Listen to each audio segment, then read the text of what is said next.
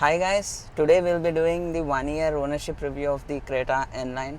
So I've bought this car in last year March, that is 2025 March, and I've roughly driven it around 6,600 kilometers. So I want to do a very detailed ownership review of this Creta N Line. So we'll start off with exterior. So firstly, from the outside, let's talk about the front. Okay, so I don't actually like the front look of this car. I somehow don't like that short grille, small grille, and the Hyundai logo placed on the grille. It somehow doesn't work for me. The DRLs, the blocky DRLs, these things don't work quite for me. I actually like the normal Creta better than the N Line. But coming to the side looks, it looks quite good. It looks better than the Creta N Line. I don't like that normal Creta with that silver thing at the roof. And the spoiler also adds quite a sporty look actually to the Creta N Line. And coming to the rear looks, I've also talked about this in the 1000 kilometers ownership review. I love the rear looks of this car. It works quite well for me, and also that since I bought this black color, the red stripes look quite good on this black color. Actually, it looks better than the matte finish.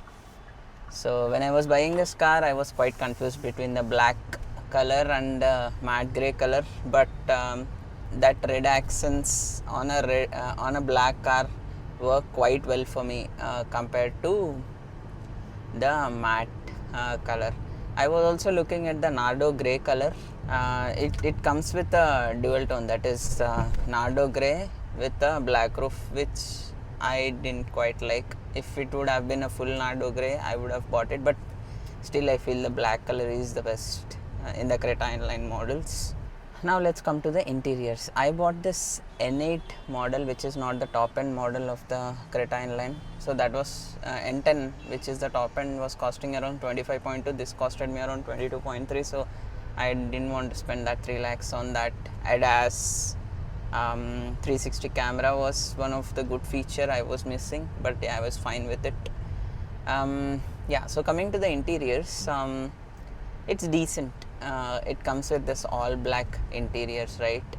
I love the black seats actually, with that red piping on the N logo. Everything that works quite well for me. The steering works quite well for me.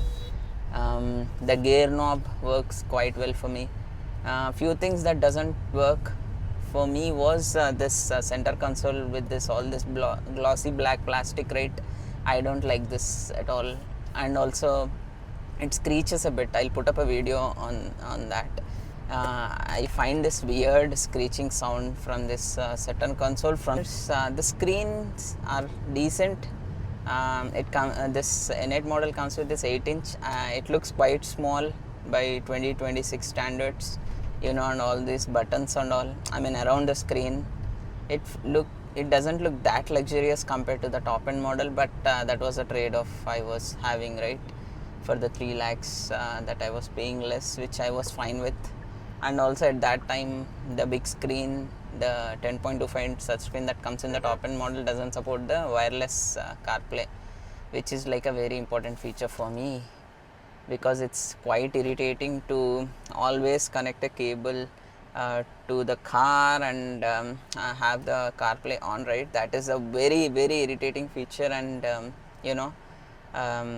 it doesn't look good as well, the wires and all in the cable in 2026, that too, right? So that was also one of the major reason I went with N8. But now the new models, the Seltos and the new Venue, the Hyundai Venue, these are all coming with big screen and also wireless CarPlay. Yeah, I like this nifty tray that is over there. That is a very practical feature to put your mobiles or anything on the glove box.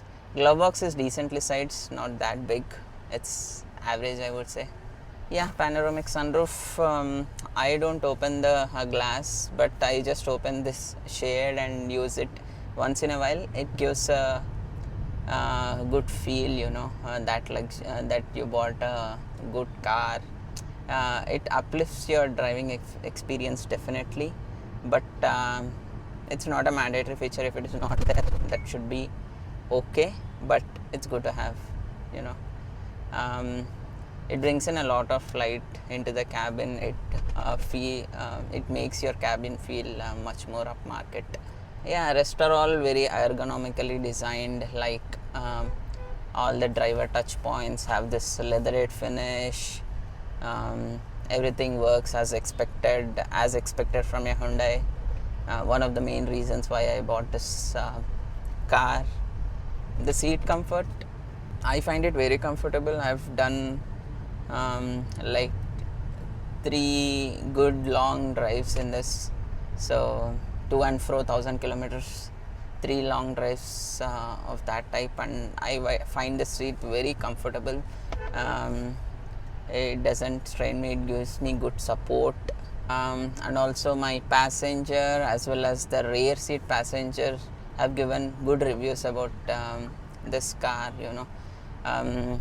The space is quite good for the segment of the car. It's one of the best, I guess, in the segment, like when I bought it, but now since we have the new Seltos and the Sierra, I think they are the best now, you know. It is a very decent space. It can definitely fit 3 average size adults, one big size adult and 2 average size adults are also quite good in Creta from my experience with my family. I've never sat in rear seat, but from the reviews that I've got from them, this is the experience we had. 2 big size adults and 1 average size adult, I think it will be a squeeze, you know. I think that will be with any car in the segment, like Seltos as well, Sierra as well. I don't think they will fit that much. Maybe something like a Harrier or a XUV 700 might fit in 3 good size adults, or a Hector is quite good in that. Hector is one of the best rear seat I have seen. Yeah. Coming to the boot space, in terms of liters, it's some 433 liters, right? It sounds quite big, but when you try fitting and luggage, right, it doesn't look, it doesn't fit in that much of luggage. It's decent, I would say. It's not very bad, but it's not that class leading as well, you know, as the number suggests. Maybe I'm not sure, like it's because of the shape of the boot. It will definitely take 2 big size suitcases and maybe some soft bags. Apart from that, I don't think you can put in a lot. But if you put a lot of soft bags, right, you can like fit in a lot of luggage. That's what. So the liters is fine, but the shape of the boot is not that ideal to fit in a lot of luggage. Yeah, so that is with the boot space. Now coming to one of my favorite parts, that is the steering. You know, I somehow like this round steering wheel. Nowadays we are getting a lot of weird kind of steering wheels, you know, flat bottom, flat top and bottom, and they all look very weird for me, you know. I like this round hefty steering wheel that comes in the Creta N Line. The normal Creta doesn't have this steering wheel. It's a bit different, you know, but this looks quite good for the character of the car, you know. Now coming to one of the most important aspects of the car, that is the suspension, right? I was initially quite worried about the suspension of the car, you know, because it comes with the big 18-inch wheels. I felt it might be quite stiff or quite harsh in the Indian road conditions, you know, because I was taking this car for my whole family, you know, to like do long drives with the whole family in the car. So I was quite particular about the suspension. Suspension and engine were the top priority for me when I was looking out for a car, you know. But I'm happy to report that suspension is one of the best parts about the Creta N Line, you know. I don't have much experience driving the Volkswagen and the Skoda Kushaqs. I'm not very well aware of the suspension of those cars, but from my riding experience, I've cumulatively have around 50,000 kilometers of driving experience. I think I did 40,000 in my old vehicle, which is the Kia Sonet. From that experience, I would say this has a very good balance of ride quality and driving dynamics. When you are trying to do an overtake and doing sudden turns, it handles itself quite well. I drive it sanely as well as aggressively sometimes whenever I feel like driving aggressively. I drive it both the ways, and it never made me felt like it is going out of its comfort zone. I have driven it around in the bumper to bumper traffic. I have driven it on long straight highways. I have driven it in the slight off-road conditions, bad road conditions. It never made me feel that the suspension was something that would be a deal breaker, and it was quite it was handling like it has a very robust suspension. My family members are quite sensitive to the road conditions. Even if there are slight bad roads, they become they get this motion sickness and all, which they used to get in the previous Kia Sonet. So I've got quite good reviews from them, especially. So from the driver's perspective, it's very, very balanced. So it doesn't feel that harsh, or it doesn't feel that soft as well. So yeah, so that is related to the suspension of this car, which is one of the biggest positive for a car. And that I feel when you're buying a car, suspension is one of the important criteria you have to consider. Like this bells and whistles, its touch screen, sound system, these are all secondary, right? The fundamentals like the engine, suspension, comfort, space, these are all what are more important than all these bells and whistles. Nowadays the trend is the 3-screen system, right? That is coming in the 9S, Mahindra 9S and XUV 7X. So it's fine, but you can have it if you want it, and that's not a problem. It's good to have more features anyway, right, than not having any option. That is fine, but more than that, the fundamentals are much more important. One thing I don't like about the N8 model specifically is the speakers, right? It's not that bassy, it sounds a bit weak in terms of bass. Sound quality is good, vocals are good, treble, all these are decent, but the bass is lacking. So I have in the settings I have set that bass a bit high. It's decent, but it's not the best. And also the Bose sound system that comes in the top end model also doesn't have that much good reviews. So if you're buying a Creta, I think definitely you will have to upgrade the sound system. So there is no two ways about it. You have to upgrade it. As of now, it's working fine for me. I just like enjoying the song. I don't like go into much of the sound quality and all. I just have to enjoy the song. So I do that in this car anyway. So it's working for me. But I think for like good music lovers, right? The sound systems in Mahindra or a Tata are much premium than what comes in Hyundai and Kia. Now let's come into the most important aspect of this car, the engine. I think this view doesn't justify that. Let's switch the view. So now let's talk about the engine, the favorite part about this car for me. The one of the reasons why I wanted to upgrade from Kia Sonet was I wanted to switch to something sporty, I was quite clear that I want to buy something powerful, something spirited to drive, you know. So my options at that time were, Creta N Line, the 1.5 turbo, Kia Seltos. Then you have the Volkswagen Tiguan, Tiguan or Tiguan. Yeah, I'm confused around that. But Skoda Kushaq, yeah. So these are the options we have, and the Virtus, all these things, yeah. But the Volkswagen, Skodas doesn't have the practicality of a Creta, you know. The space is not that good, I am buying this car for a family, you know, to at least fit in 5 adults, you know. So that's the reason why I bought this Creta. And coming to the engine, right?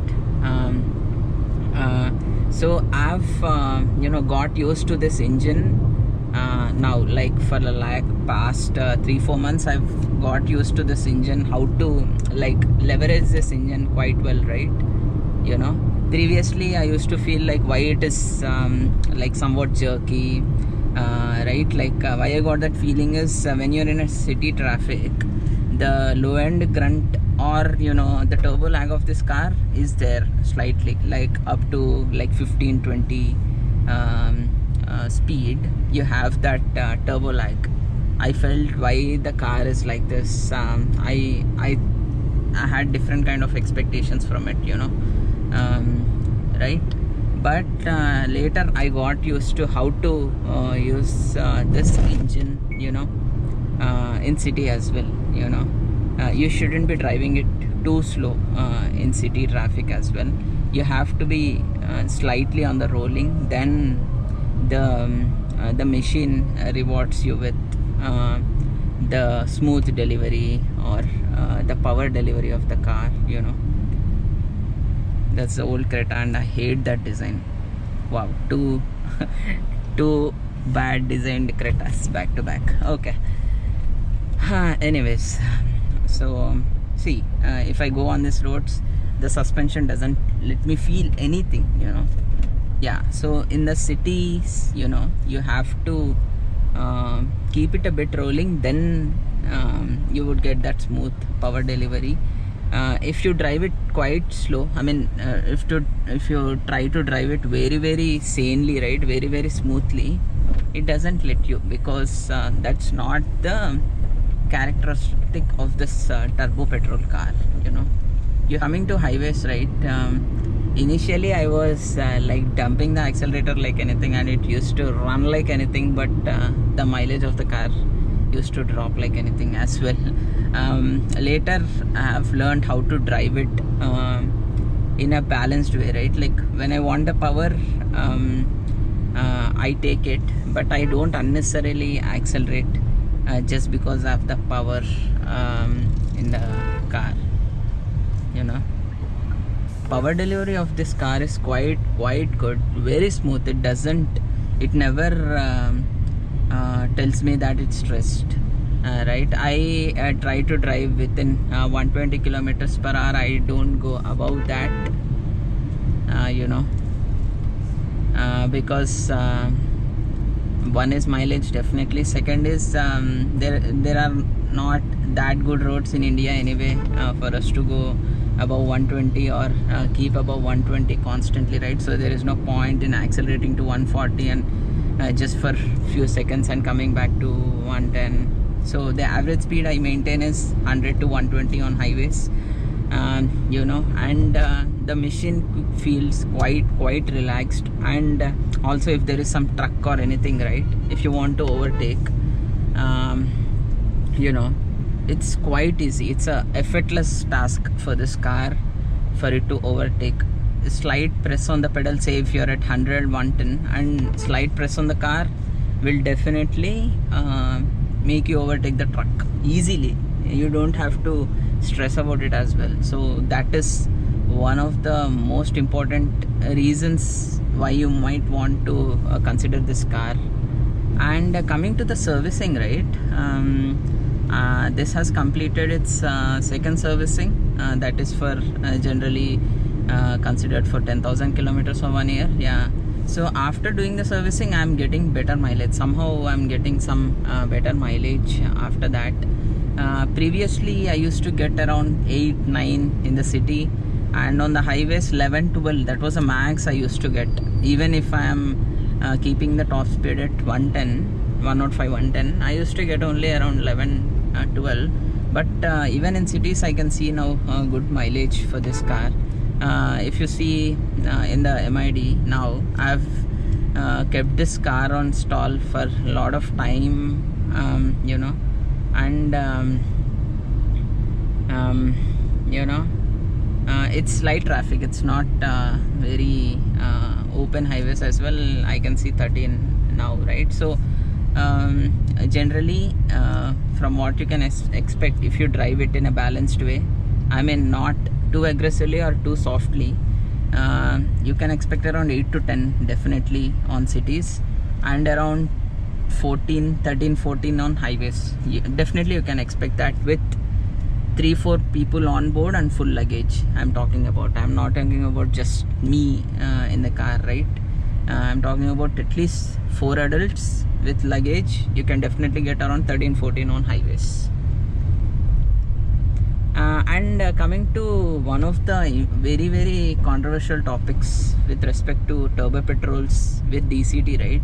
DCTs had quite a bad reputation in India especially, and also in Europe, right? Because DCTs have a wet clutch, and that's the reason they overheat quite a lot of times.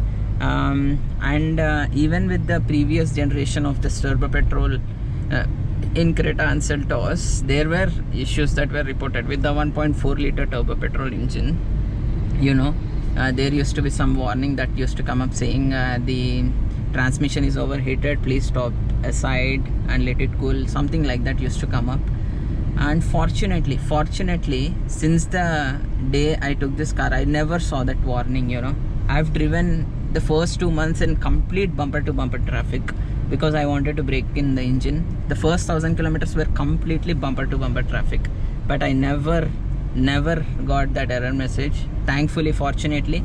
And also with this new turbo petrol engine, I think almost no one got that you know, error message or issues with the transmission, right? I was quite worried about it, you know, but I had faith in the reliability of Hyundai engines. And also I took a 7-year extended warranty, which was costing me around 50,000, so I was fine with it.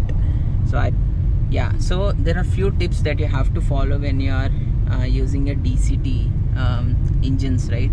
One is, when you are in city traffic, you shouldn't just when you are in city traffic or in your bumper to bumper traffic, you shouldn't let the transmission be in D mode only. You have to switch to N, because the DCT will try to be in a gear, first or second gear, right? So it's overheats because of that, because of the wet clutch, because it's constantly engaged, right?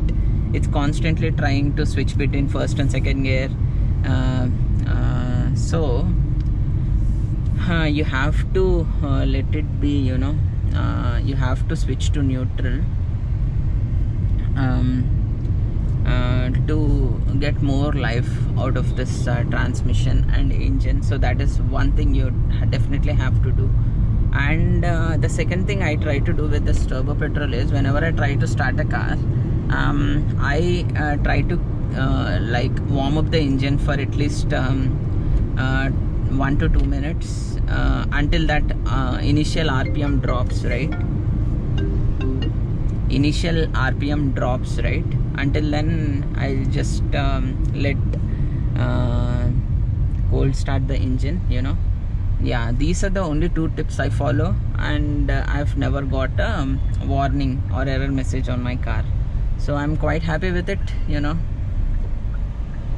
and hopefully I won't get any issues with the car. I'll keep you guys posted on if I get anything.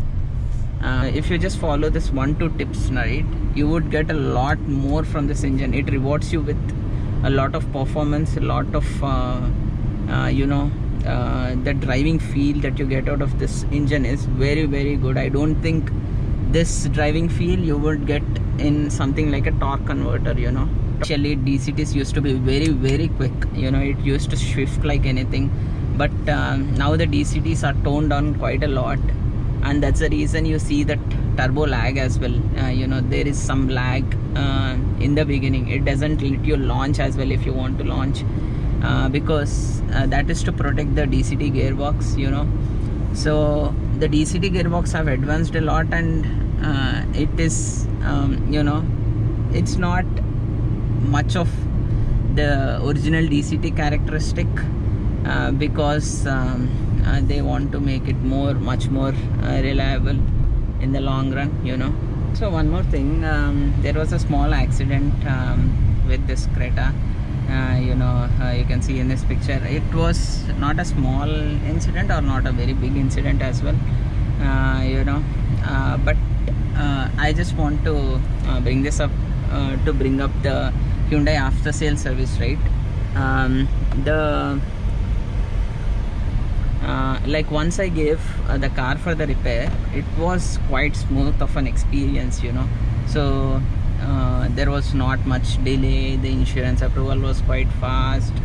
The work or the fit and finish of the work was quite good, you know. That is what why you buy a Hyundai, right? Because the after sale service is quite good, which you can't expect from something like a Tata or a Mahindra, you know. So that was one of the major reasons why I bought a Hyundai or a Creta basically over something like an XUV 7XO or a Tata Sierra, right? You know, when I was buying, Tata Sierra was not there anyway, but Harrier was one of my options. 700 was there, even 7XO was not there. So the major reason why I didn't bought the Tata and the Mahindra was that the after sale service you know, doesn't give me that much of a confidence to go with them.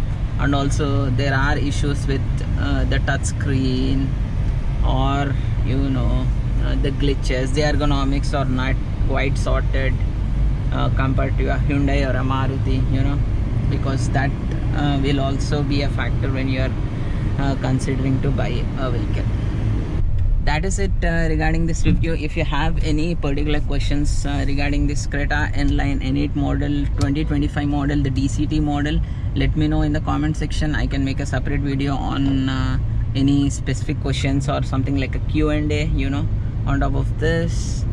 So the next review that I will be doing is the new gen Kia Seltos that has released recently, or the XUV 7XO. And if you want all those updates, please subscribe to the channel and like, share and subscribe, and please comment your opinions in the comment section below. And thank you for watching. That's it for this video, and hope you have a good day.